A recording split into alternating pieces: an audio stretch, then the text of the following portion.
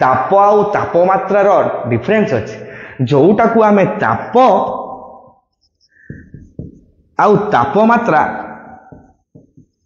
ये दीटा अलग जिनस भाई ये समान नुहति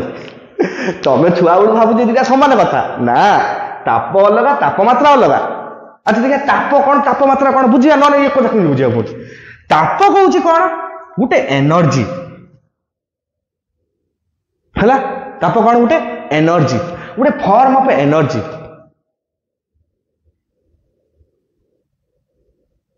है